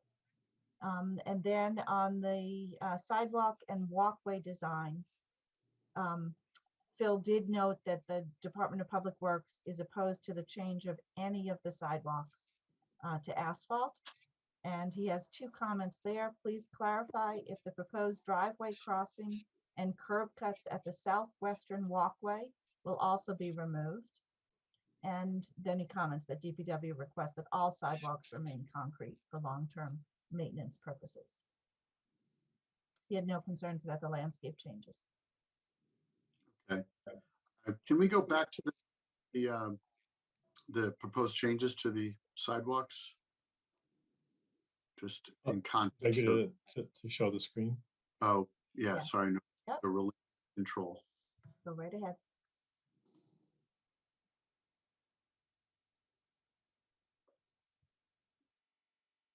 Yeah, so I'm not sure what Beta is referring to, but all of, like I mentioned, all of these sidewalks here are all concrete. It's just the areas that are shaded in yellow. And was that based on a linear foot calculation for savings? Is it they're deemed not as crucial to be concrete? How were they determined? Yeah, essentially, these were determined to be not as crucial to be concrete. Okay. And all of the, I'm sorry, I'll just add that all of the curb cut areas where we have handicap parking and so forth would still remain concrete. So, so the asphalt would just come up to that and then be concrete at the curbs and the transitions. And what about that cross there that you're, yeah. Yeah, again, same thing. So that would be concrete at the curb cuts on both sides, and then go to asphalt for the straightaway. Okay. And as Rob mentioned, we clearly would prefer concrete in all of these areas. And if there is money in contingency, we will certainly make that change. Everett Compass and Doran Whittier are very much aware of the district's desire to have this entire thing be concrete. Can you remind me the number of priority on this particular item? What number was it? So I don't think this is an alternate.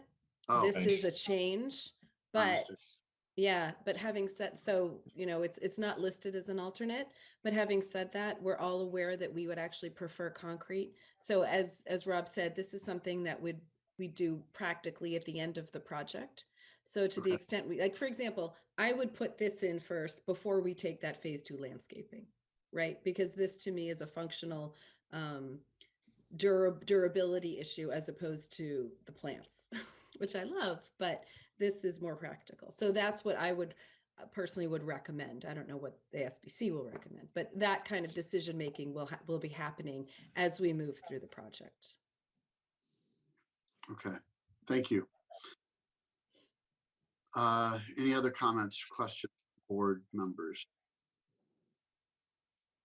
All right, I don't see any questions or hands raised from participants or attendees, sorry.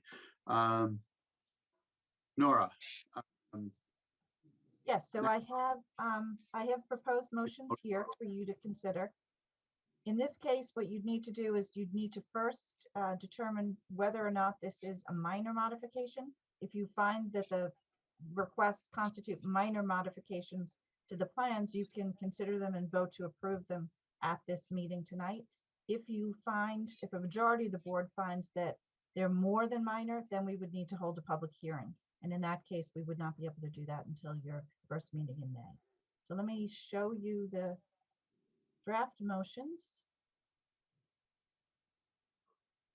Can you see my screen? Yes. Okay. So what I have here are two motions. The first motion, the first motion would be to find that the proposed changes to the environmental impact design review and earth material movement approval that was granted in December of 2021, that these changes constitute minor modifications to the original approval. So if you believe that that's the case, then someone would make a motion, a second it, and you'd vote in favor. If you believe that's not the case, you would vote opposed. All right, so this point, I guess we'd entertain a motion to accept the changes proposed as being minor. And then if we don't get a second, then it's by default, the board is kind of already determined it's major. And if we do, then we'll take a vote. All right, I will make a motion that the planning board find the proposed revisions to the limited EIDR and EMM approval for the Hanlon Deerfield Elementary School project, which was granted by the planning board on December 14, 2021, to constitute minor modifications to the original EIDR-EMM approval. Second. Okay, we have a motion and a second. Any further discussion? I will take a roll call vote. Kate? Aye. Ellen? Aye. Tom? Aye. Dave? Aye. I vote aye also. All All right, right, so and deemed minor. So it's determined to be minor, so you can vote on it tonight. And I recommend a motion here that simply accepts the minor modifications with two conditions. The first is that the applicant submits a fully revised plan set showing all the changes. So what we've seen tonight are the updated sections. We would just need a complete set. They'd be folded into the complete set, and that would be revised for the records. And that would have to include clarification that Phil Paradis requested on the location of subsurface infiltration system C7 with a schematic of its revised layout. And then the second condition is just saying that the project will be constructed in full conformity with the application and all submitted plans and materials. The applicant shall pursue completion of the project with reasonable diligence and continuity, and all conditions of the original EIDR-EMM approval shall remain in full force and effect. So this really changes out the plan set that the original permit was based on, but it doesn't change any of the conditions of that original decision. Thank you. You're welcome. I will make the motion that is displayed on the screen, which includes the two conditions that Nora just summarized and is in reference to the EIDR-EMM that we just determined was a minor modification. Second.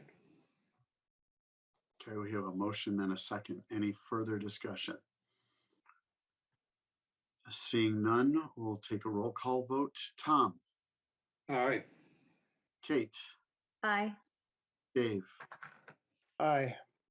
Ellen? Aye. I vote aye also. All right, we don't have to close this, right? No, so that's not a hearing. It's just Right. discussed at a regular meeting. So that's the approval, and we'll get out a decision this week, and you'll be good to go with that. Thank you Okay. very much. Thank you Thank so you. much. Appreciate your time. Thank you. You're welcome. Thanks for all your work. Thank you. Have a good night.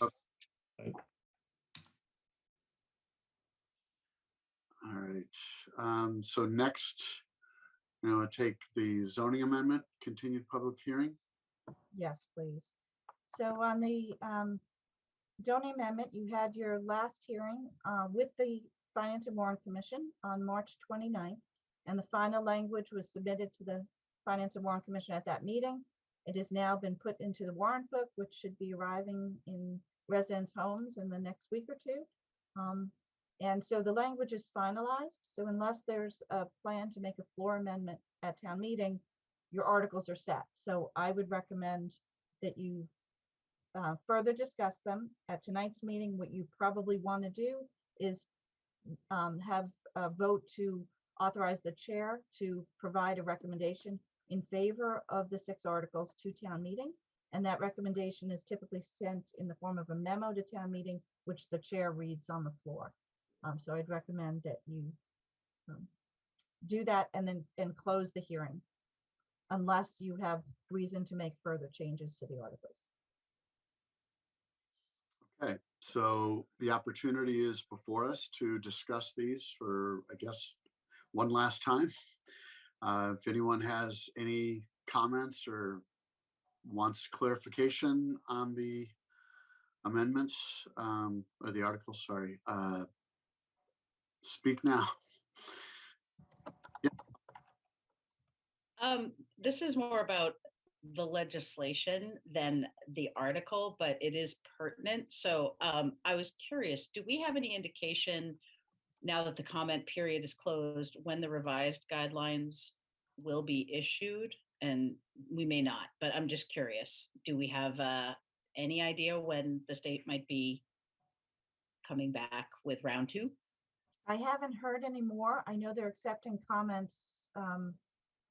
There's something called a community report that has to be submitted by May 2nd. So I imagine they're waiting until they receive that. How much time they'll need to review those community reports, I'm not sure. Okay. I'd be surprised if we hear back from them before late summer. Labor Okay. Day is Labor Day is a pretty good bet. Okay. I thought what Mr. Prada had to say was really interesting about the guidelines actually exceeding the statutory law. So I did a little reading on that, and the Mass Municipal Lawyer Association had actually written a whole memo in conjunction with the MMA about this. Like, it was really interesting.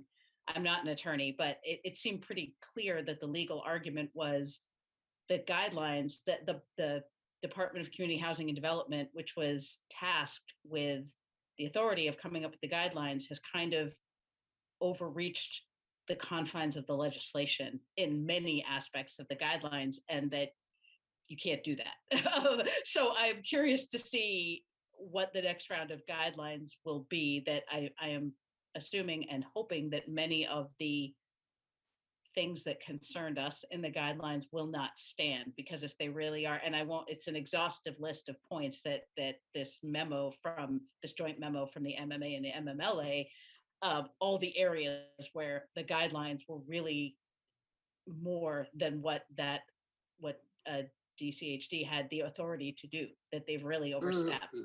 So I'd be curious to see what shakes out of that.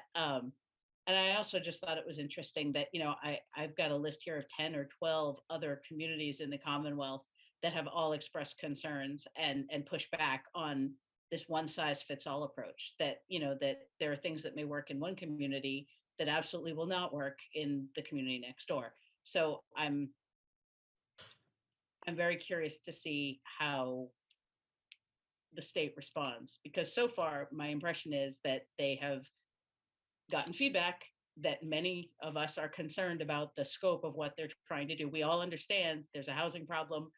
Most communities seem to be on board with helping with that problem, but it's the implementation of how the state is trying to do this is a bit more of, I think in one article it said they used to try with the carrot by dangling grants in front of people, and now they're taking the stick because the carrots didn't work. And that, I worry about that, because communities don't have a positive response to that. I guess the other thing that it's out of scope for our meeting tonight, but I would like to discuss at another meeting, is that I know that there are more bills in the legislature currently that would add to what's already out there, or change what has already been passed, and potentially make it even more stringent. So I would like us as a board, to kind of look into some of that when the time is appropriate, to do some planning for what might be coming next, and whether or not we as a board should and would respond to our state senator and state representative to, I think it would be powerful if it came for us as a board, what our comments would be before they go to vote. I know we've been reacting to legislation that's already passed. I would advocate that we kind of keep on top of what legislation hasn't passed yet, and give our thoughts about how that would impact our community and how we feel about that before these things go to a vote. So it's related to the zoning. I think the piece that we've done, if I understand it, Mr. Hearn, correct me if I'm wrong, the zoning article that we have proposed is in compliance with the legislation. It may not be in compliance with the guidelines, but those guidelines may not really be legal at this point. That's being challenged on some level. So as far as the letter of the law and what the law actually says, what we have done so far is completely compliant with the law itself. Is that correct? I believe it is. I believe you're in compliance with the law, but you're not in compliance with the guidelines.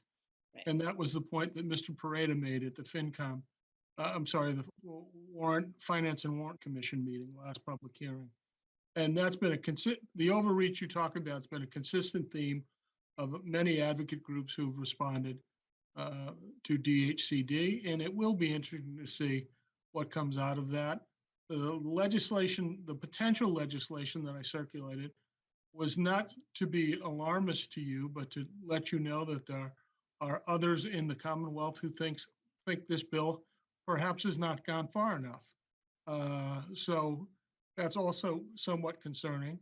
At one point in time, one year, I took a look at how many bills were proposed and how many were passed. And it's really, I want to say there were 800 to 900 bills filed for every session, and there's maybe 50 to 100 that get through. So I appreciate you wanting to be in front of potential legislation, but that can be very challenging. And so while I appreciate and respect and agree with your concern, I also don't want to see you use an inordinate amount of your precious time at meetings discussing things that may not come to pass.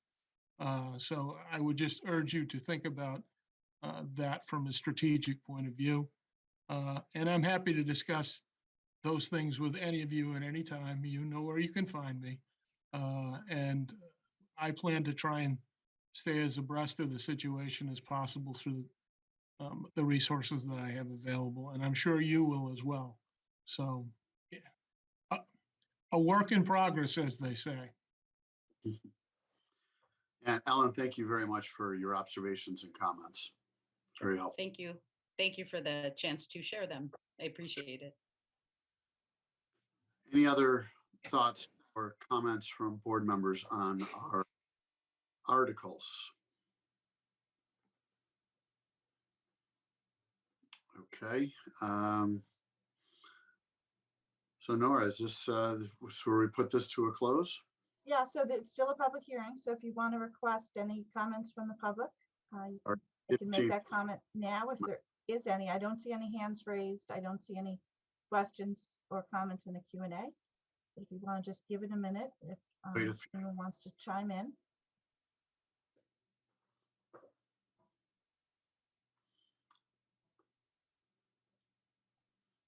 Nope, no questions. So if, here comes one. That always happens. All right, so there's one question in the Q&A. It's from Fran Fusco. Is the owner of the Everett Street property, parentheses, Tumble Bus, do they have any buyers lined up since it might be rezoned? Rumor has it Petrozello Properties, question mark. So I believe there's a purchase and sales agreement on that property, and I believe it's with Petruzzello Properties LLC. I believe that's the case, if that's still in effect. I know that the Fosters had contracted with Petruzzello Properties. Okay. So we don't know what potential development could, we don't know that. We just know that there's a P&S possibly signed. Okay. Wait a few more seconds to see if anybody else.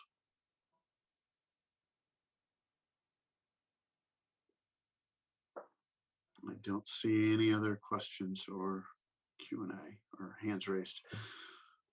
All right, then, if you would close the public hearing, and then also I'd request a motion to authorize the chair to send a memo to town meeting recommending in favor of all 6 articles.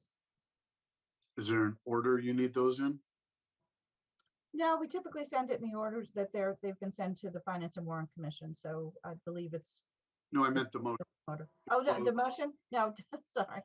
No, it doesn't matter. You can close the hearing first and then vote, or you can vote and then close the hearing. Makes no difference.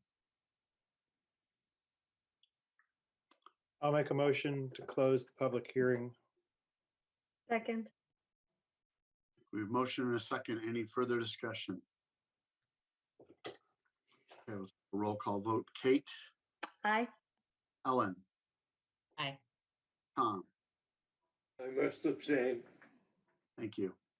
Dave, Aye. I vote aye as well. So it passes 4 votes in favor and 1 abstention. And then a motion to recommend town meeting approval of all 6 articles and authorize the chair to send a memo to town meeting to that effect. So moved. Second. Motion and a second. Any further discussion? Okay, roll call vote. Dave, Aye. Tom, I abstain. thank you. Kate, Aye. Ellen, Aye. and I vote aye also. That passes 4 votes in favor and 1 abstention. All right, thank you. Now, the next item on your agenda for tonight was an A&R plan for 32 Autumn Drive. I can actually show you that plan on the screen. This plan involves 3 properties. The application was filed by 32 Autumn Drive, which is this house right here. I believe that's the one. But it involves the neighboring properties at 26 Autumn Drive and 35 Autumn Drive. Neither of those property owners submitted their property owner authorization form. So I would ask you tonight, rather than consider this plan for endorsement, to determine that the plan as submitted, the application is incomplete without authorization from the owners of property to actually change the configuration of their lots. I've made the engineer aware of this, that the application, I find the application incomplete. There's a 21-day period from the time an application is filed and deemed complete by this board, in which you have to either endorse it or the plan becomes approved constructively. So I would ask the board to take action, to vote to find this plan, the application that accompanies this plan, incomplete because it lacks authorization from 2 of the 3 property owners involved. Okay, so we need a vote on the incompleteness of this application. I will make a motion that the planning board finds this application incomplete. Second. And we have a motion and a second. Any further discussion? Okay, Kate, Actually, just, and also to include in that motion, because we've not received approval from the owners of the property. I think it's important to include the reason for the finding it incomplete so that's just to fill that out. okay, we have an amendment to the motion. Second. Any further discussion? Okay, Ellen, Aye. Kate, Aye. Tom, Aye. Dave, Aye. I vote so. Great. Well, thank you very much. So I'll notify the town clerk that the application was found to be incomplete. I'll notify the engineer as well. And then presumably the owners will send in those property authorization forms, and you'll have 21 days from the date that they send those in to actually consider the plan itself. Hopefully that'll be in time for your next meeting, which is on April 25th. I thought you were giving a long break. Yeah, that would be nice, wouldn't it? All right. Actually, that we have schedule of meetings later on, but would you like to take minutes first as your next order of business? Sure. Did people have opportunity to read the minutes that were submitted? And if so, were there any comments or edits that, I guess we'll look at March 22nd first.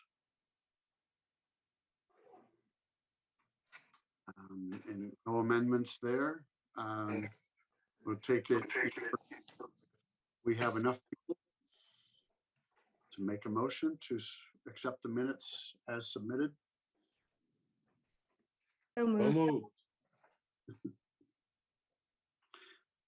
We have 2 motions, but no second. Second. It's not how this works, people. Okay. We have a motion and a second. Any further discussion on the meeting minutes for March 22nd? Okay, roll call vote. Ellen, Aye. like a waiter, I catch you right after you take a sip. Sorry. Tom, No, I'd sneezed. Kate, Aye. Dave, Aye. I vote aye also.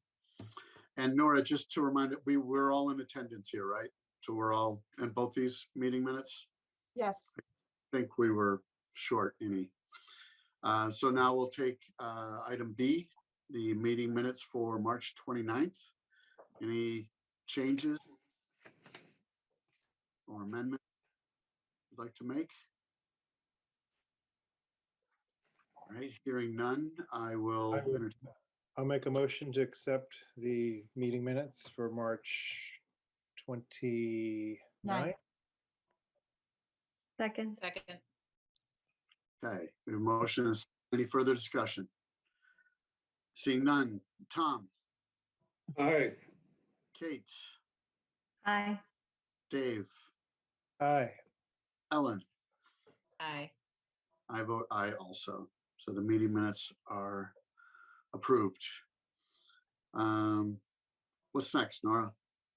The next item on the agenda is scheduling your hearings going forward. So the only meetings, not hearings, the only meeting on your schedule currently is April 25th. In order to allow for applications to go forward and to be advertised for the first meeting in May, I would need you to schedule that date. I had recommended, but we didn't discuss it at the last meeting, the possibility of May 17th. That would give you about 2 weeks after town meeting. So we have one new member joining us.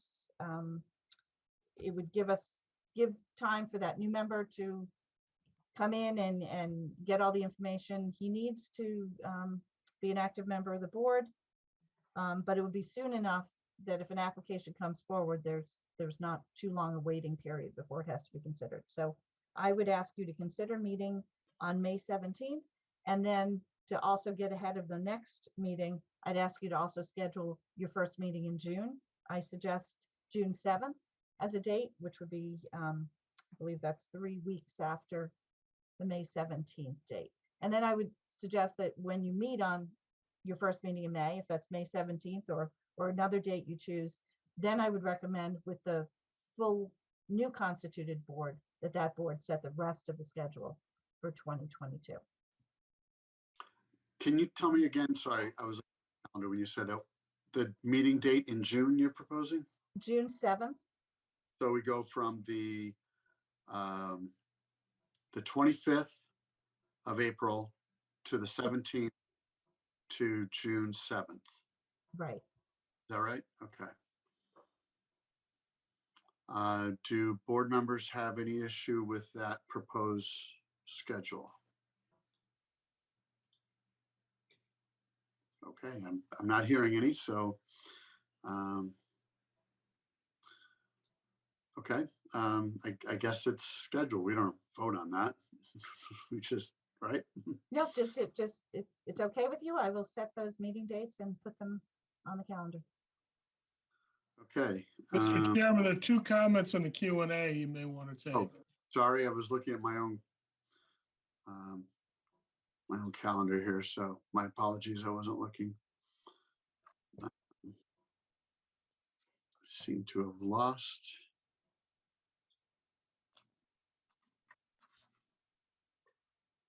I lost my. I'm gonna have to ask. Doesn't look like I'm able to see those. So Sure, I can read them to you. So I don't see an address. The commenter has to type her address into the comment field, please.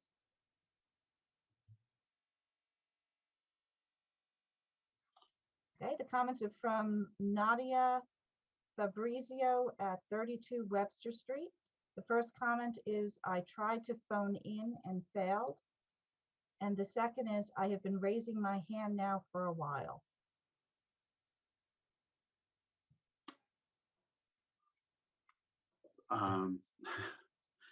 so she like to speak to us, or she's Karen? waiting?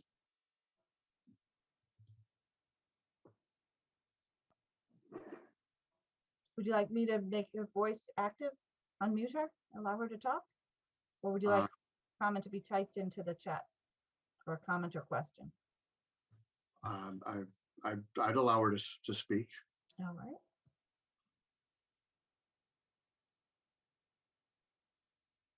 right. Okay.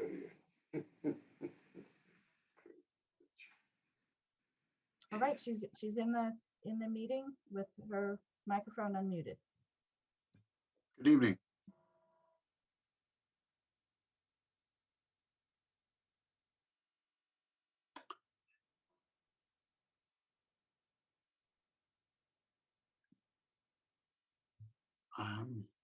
I don't hear anything.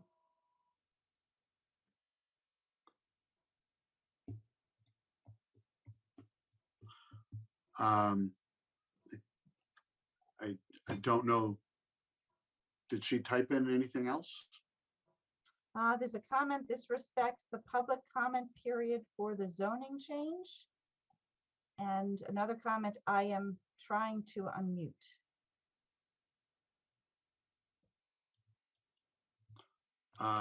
There may be Sorry. a problem with the microphone on the residents end. It's unmuted on our system.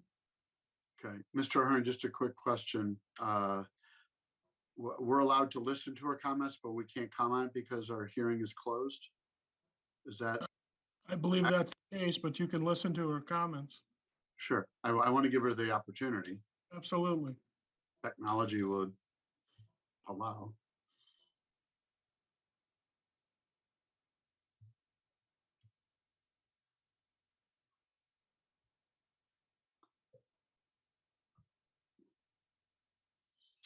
It shows it as unmuted here, so I'm not sure why we can't hear.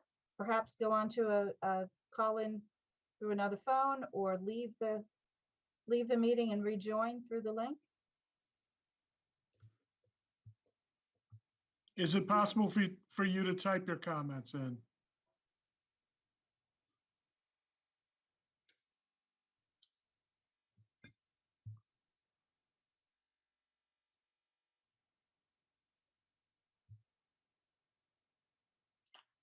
No, or if you see additions in the Q&A, just go ahead and read them. I will. Yeah, I don't see anything yet.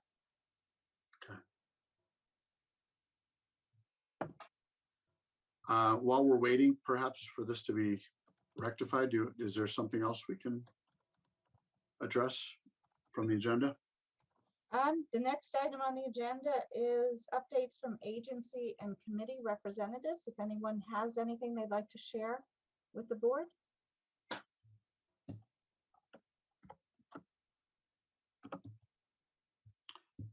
No, if you could, can you give what's happening with housing? Just let me read this one comment. One more came in. I'll try to call once again. So I think she'll try and leave and call back in. Okay. So with housing, with the housing position, or are you talking about with the? Yeah, I assume it all kind of ties together with what's happening with all of that. So we have an open position right now. We had a position that previously was our housing and zoning agent. Sarah Bouchard was the housing and zoning agent. She left the town back in April, I believe it was, and we hired another individual. That didn't work out, so we are now looking for someone else to help us with housing. In the meantime, we've taken the zoning portion of that position and combined it with the land use and licensing position. So we now have someone to handle zoning, but we still don't have someone to handle housing, and we don't have a land use specialist right now. So the town is in the process of looking for a new employee to work on that. In the meanwhile, we have the housing partnership, who met several times while the planning board was continuing its discussion of the zoning articles, but doesn't have another meeting scheduled in the near future. If they do choose to meet in the near future, I will serve as staff for the housing partnership. We're following, despite the fact that we don't have an employee, we're still keeping up with everything. We're still working on the local action unit applications that are going before the Department of Housing and Community Development. We have 2 pending for Waha and 1 pending for the Washington Street project. I don't really think there's anything more to update on that. No, I think it's important to update the board on where we stand with that. What about, is there a posting for town planner or kind of how is that? Yes, yes, there is. So the town planner position has been posted and we have begun to interview individuals, and we will continue that process and we'll report back to you when we have a candidate. So 2 more comments just while I'm here. One is also, these are all comments from the same resident. The number I have dialed is not supported for this meeting. And then this is the 3rd attempt calling 877-853-5257 as noticed in the meeting notification. And then finally, in one medium or another, I've attended just about all the various public meetings where discussions have centered around this proposed change to our zoning bylaw. So I still don't see a question there. So Nora, as I look at the meeting notice, there is an alternative number she can try. And it's 888-475-4499.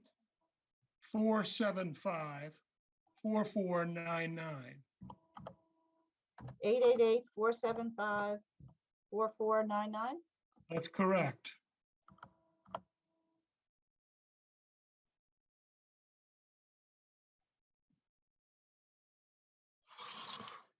So if you'd like to try calling that alternate number, please do. Or type a question. If there's a question you'd like to have the board answer, you can type it in here. Are we allowed to answer? Well, you can hear the question, and if it's a question that that I can answer, I'll certainly answer it. Or if there's a question Pat can answer, but I think your hearing is closed, so you're not acting on the zoning articles. But if it's a point of clarification that's being sought, I think we could probably clarify.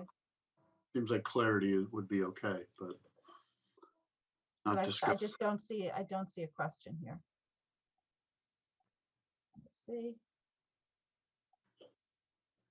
Here's another comment. I think perhaps you've been ill-advised in prematurely wasting so much time in spending so much effort on this one issue. I say this meaning no disrespect, and I have some brief observations to share with the board. If you silence all the noise and chatter, what remains is just speculation. This is a public comment period, and it is important for this board to hear the comments. And they are attempting to do so.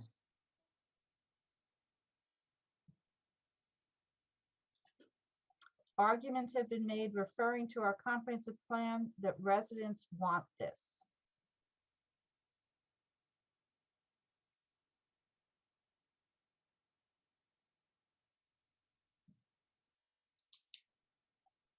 Well, I would say that depends on whom you ask.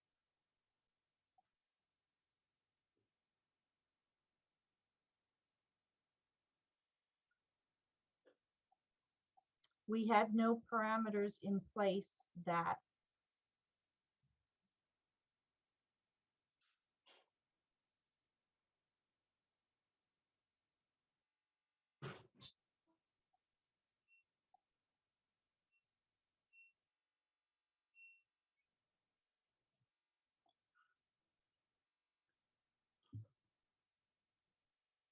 No, I just wanted, I was just calling the numbers there. And so I actually had problems with that too. So like I called both numbers and it said the number is not supported for the meeting. Okay, it says we had no parameters in place that prevented duplicate submissions from the same person, which invalidates the results of any survey. So it sounds like the comments are about the comprehensive plan.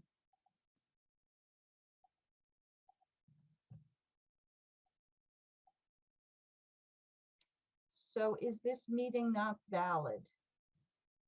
No. I'm not sure what that means.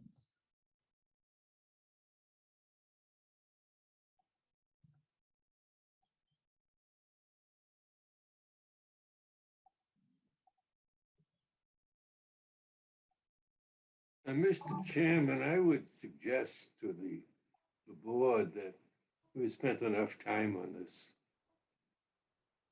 Another comment, it's relative to the zoning.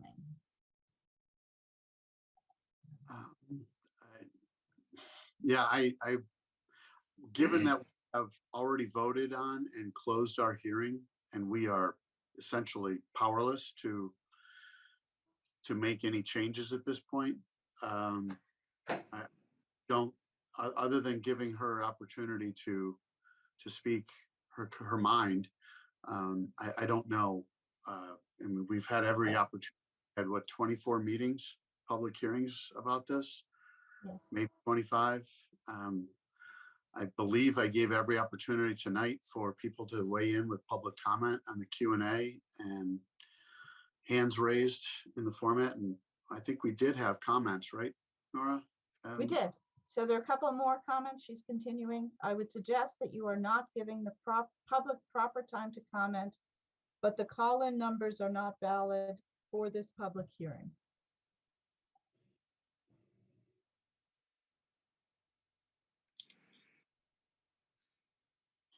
That's the last comment I see.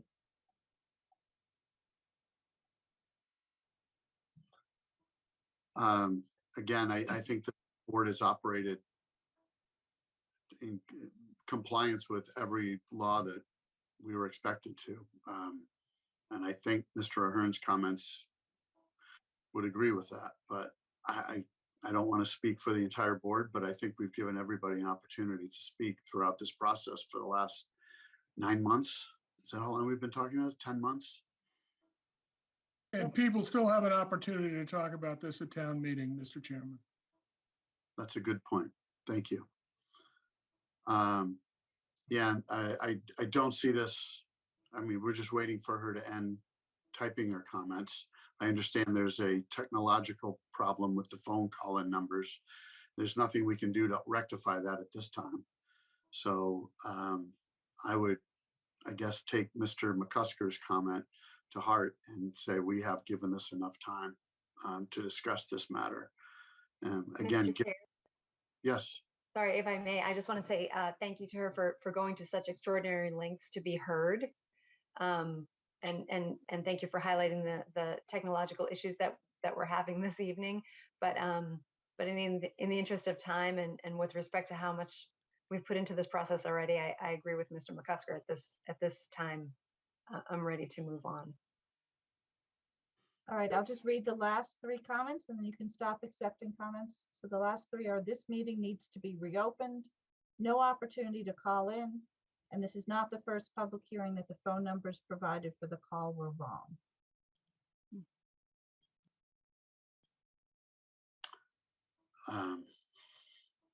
Mr. Ahern, do you have any thoughts on that? You've closed your public hearing on this. I don't believe you can reopen it at this point in time. Okay. And I will reiterate, there's still an opportunity to discuss this publicly at the floor of town meeting. Okay. So we're no longer taking any more comments on this, nor are there any other agenda items for us to address.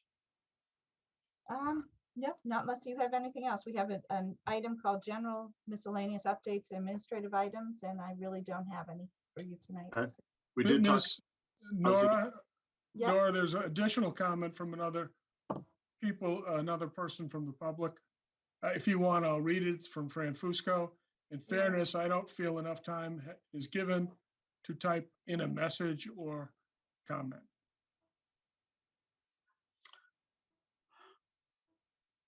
Okay. All right. Any other topics board members would like to discuss? We did talk about the town planner position posting and the housing agent posting and that particular department situation.